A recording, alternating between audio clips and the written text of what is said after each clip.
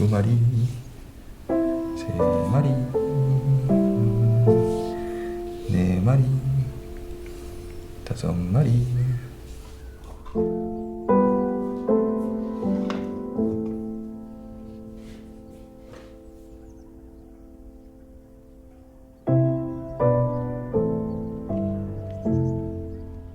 Je suis Marie-Cécile Conil de Bessac, créatrice fondatrice d'Échangeur 22, résidence d'artistes à Saint-Laurent-des-Arbres, dans le Gard, en Occitanie, pour les étrangers en Provence.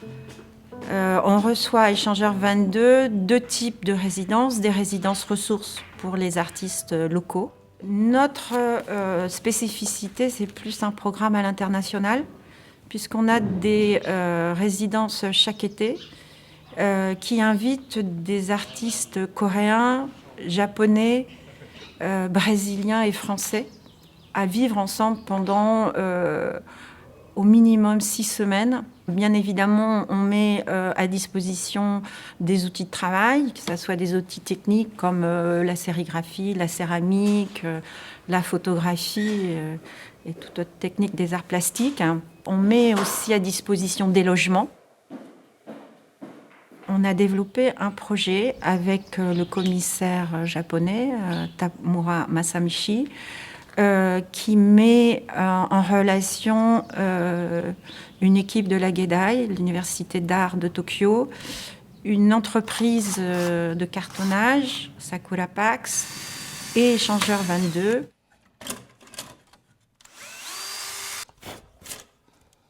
Dans cette boîte, un ensemble d'objets collectés au Japon m'ont été envoyés ici.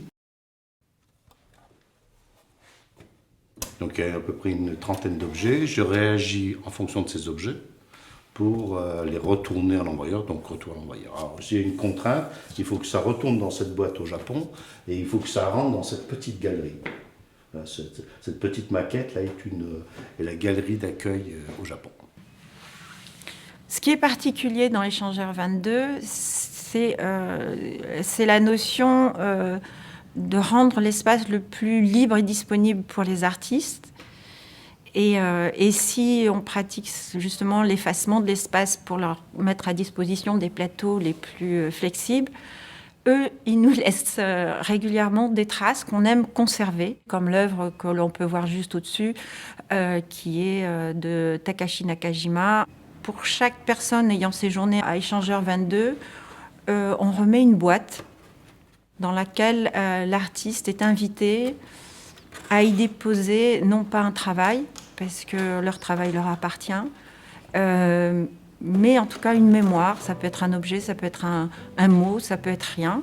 Il s'agit vraiment de quelque chose qui reste dans l'intimité des lieux.